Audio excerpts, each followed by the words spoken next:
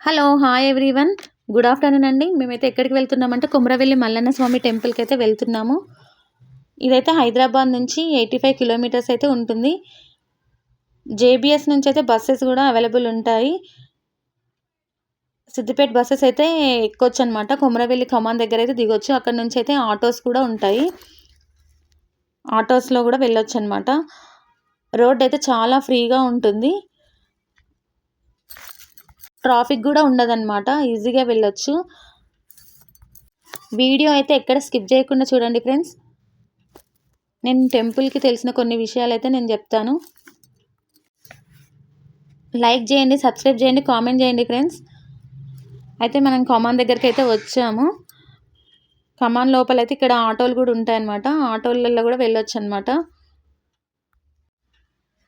దేవుడి పటాలైతే కొన్నైతే ఇక్కడ గోడ మీదైతే పెయింటింగ్ అయితే చేశారనమాట. చాలా బాగా అనిపించింది వ్యూ అయితే ఇక్కడ. చాలా బాగుంది. డిసెంబర్ నుంచి అయితే ఉగాది వరకైతే చాలామంది అయితే వస్తారు ఈ టెంపుల్‌కి. సంక్రాంతి తర్వాత అయితే జాతర కూడా అవుతుంది. చాలామంది అయితే వస్తారు. టెంపుల్ దగ్గరికైతే వచ్చేసాము. ఇక్కడ టెంపుల్ దేవుడికి ఉపయోగించిన వస్తువులు, కోరమీసాలు, నెక్స్ట్ బోనాలు, కుండలు ఇవన్నీ అయితే చాలా అమ్ముతారనమాట. ఇక్కడ బండారి అంటే పసుపు అంటారనమాట. ఎక్కువ ఆ స్వామివారికి అయితే పసుపే సమర్పిస్తారు. స్వయంగా ఆ శివుడే కొమరవెల్లి మల్లన్న స్వామిగా వెలిశాడంట. ఆ శ్రీశైలం నుంచి మల్లికార్జున స్వామి బయలుదేరి ఈ కొండపైన వెలిశాడంట. ఒకప్పుడు పశువుల కాపరి కొమరయ్య అనే యాదవుడు ఇక్కడ స్వామివారిని చూశాడంట. అయితే సాక్షాత్తు ఆ శివుడే కొమరవెల్లి మల్లన్న రూపంలో ఇక్కడ కొమరయ్యకు దర్శనం ఇచ్చాడని అంటారంట. అయితే బండారి అని అంటారు కదా పసుపుని, ఆ గోపురము ఇట్లా అది కూడా పసుపుతోనే చేశారు. మాకైతే సెల్ ఫోన్స్ అయితే అలౌ చేయలేదు. మేము మార్నింగ్ వచ్చాం కదా, ఇప్పుడైతే స్ట్రిక్ట్ చేశారనమాట. లోపలికైతే వెళ్ళనివ్వలేదు. వీడియో అయితే తీయలేకపోయాను. ఇక్కడైతే ఎక్కువ గొల్లోళ్ళు, మునురు కాపోళ్ళు, లింగాయతులు వస్తూ ఉంటారు. అయితే ఈ గుట్ట మీద అయితే పోచమ్మ తల్లి, ఎల్లమ్మ తల్లి, నెక్స్ట్ వీరభద్రస్వామి, హనుమంతుడు ఈ ఈ దేవుళ్ళు అయితే ఉన్నారనమాట పైన. మా ఇంటి దేవుడు అనమాట వీరభద్రస్వామి, భద్రకాళి అమ్మవారు. మేమైతే దర్శనం చేసుకున్నాము. మేమైతే మండే ఎక్కువ పూజలు చేస్తాము. వీరభద్రస్వామిని అయితే దర్శించుకున్నాము. మాకైతే చాలా బాగా అనిపించింది.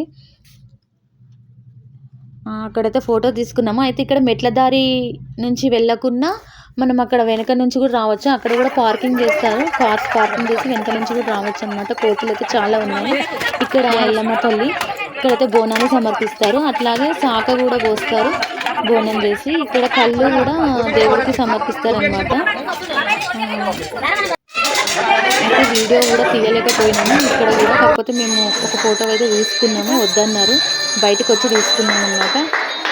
ఒక పిక్ అయితే దిగాము. దేవుణ్ణి అయితే మొక్కుకున్నాము, అమ్మవారిని.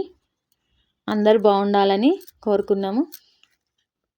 ఇక్కడైతే ఇంకా బయటకు వచ్చాకైతే ఇట్లా అందరు స్టెప్ బై స్టెప్ ఇట్లా రాళ్ళు అయితే పెట్టిర్రు. అట్లా పెడుతుంటే కోరిక నెరవేరుతుందంట, మనం బిల్డింగ్ కడతామనేసి కొంతమంది అయితే పెట్టిర్రు. అయితే మేము బయటకు వచ్చిన తర్వాత అయితే ఈవినింగ్ అయింది. కొంచెం సేపు స్పెండ్ చేసినాం బయట.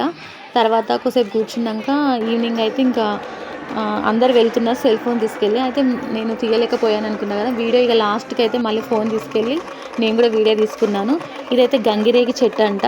బయట 20 రూపీస్కి అయితే పూలదండ అయితే అమ్ముతారు. అక్కడ చెట్టు మీద వేస్తే కోరిక నెరవేరుతుంది, కింద పడితే నెరవేరదని అనుకుంటారు చాలామంది భక్తులు అయితే. అలా చేస్తారంట. ఇక్కడ పట్నాలు కూడా వేస్తారు. మొక్కుకున్న వాళ్ళు పట్నాలు కూడా చేస్తారంట. ఇక్కడ చాలామంది ఇక్కడ ముడుపులు కూడా కడతారు. ఇక్కడ గంగిరేగి చెట్టు దగ్గర ప్రదక్షిణలు కూడా చేసాము. ఓకే అండి, నాకు తెలిసినంత వరకు అయితే నేను చెప్పాను ఈ టెంపుల్ గురించి. మేమైతే ఇయర్లీ వన్స్ వస్తాము. Okay bye friends. నచ్చితే లైక్ చేయండి.